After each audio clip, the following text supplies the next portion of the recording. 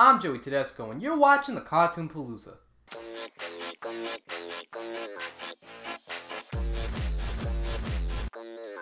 Disenchanted was one of my most anticipated shows for this year on Netflix. This will be the third show produced by cartoonist Matt Groening. I won't include the show The Critic because I believe Matt Groening distances himself from that show, and I don't think he really had any creative input into that show anyways.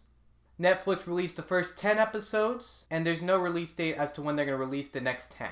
The show itself is set in medieval fantasy, where we have a princess character named Bean who befriends an elf and gets joined with a demon named Lucy. And that's pretty much the gist of the show.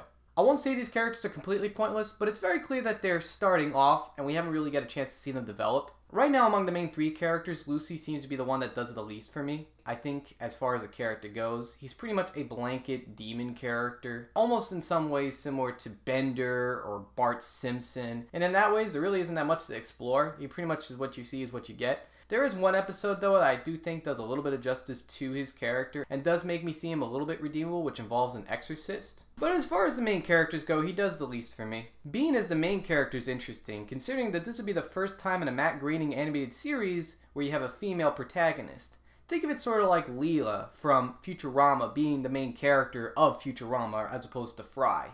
That's what you get with Princess Bean. She is selfish, but I don't want to say she's completely unlikable. There's a reason why she is unlikable, and I don't want to spoil what it is, as the show just came out last week. But by far, one of my favorite characters is Elfo.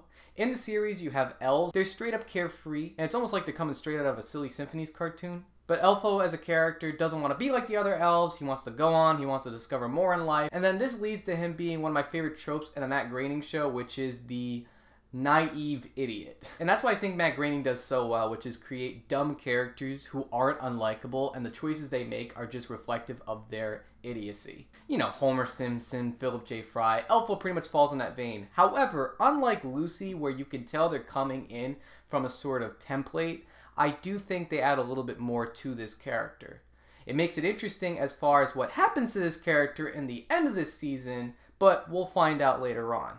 Outside of the characters being a little cliche, the look and feel of the show is fantastic. I like the humor of the show. It has that unique Matt Groening humor that we all come to expect. I like how with The Simpsons you focus on the family sitcom, Futurama focuses on all elements of sci-fi, and in this show, Disenchantment focuses on fantasy, not just Hyrule fantasy like in Game of Thrones or Lord of the Rings, also other types of fantasy like Wizard of Oz, Alice in Wonderland, and even Disney cartoons that's considered fantasy. One of my favorite jokes in this season involves a joke on the rules of fantasy. I won't say which one it is, but it's actually a very funny joke in that it points out the biggest problem I have with most fantasy and that there really isn't any established rules. So I appreciate that type of humor that isn't really in your face, but it acknowledges something that we've all come to expect. As I mentioned before, the look and feel of the show is fantastic. I like how you can't tell when the CG elements are used into traditional animation, whereas with Futurama you can tell when something's a CG model. Here you really can't tell and it's very seamless. It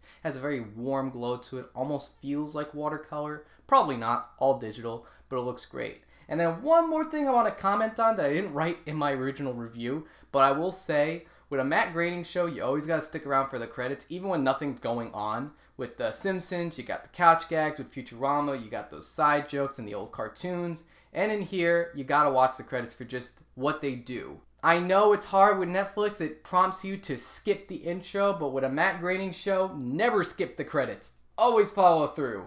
As you can tell by my review, there are good qualities, there are bad qualities, and there's certainly room for improvement. However, I'm not going to say this is bad. And I know there are a lot of people right now that are giving it negative reviews, and in some ways don't want to continue the show. However, I'm not going to stay like that, because with a lot of Matt Groening shows, they start off slow. I've been revisiting Futurama, and I'm going to be honest with you, as great as the show is, the first 2 seasons don't really hit the mark. It isn't until season 3 when things hit the mark. I have a feeling this is going to happen for Disenchantment.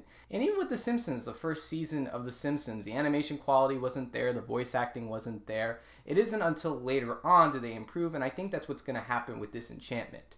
So right now, I'm going to give it the okay rating. I'm going to still stick around, and I can't wait to see where they go. So comment below, let me know what you think. It's fun making these videos. Let me know if I should be reviewing anything else. I'm Joey.T.Cartoon.P, and thanks for watching this review on the Cartoon Palooza.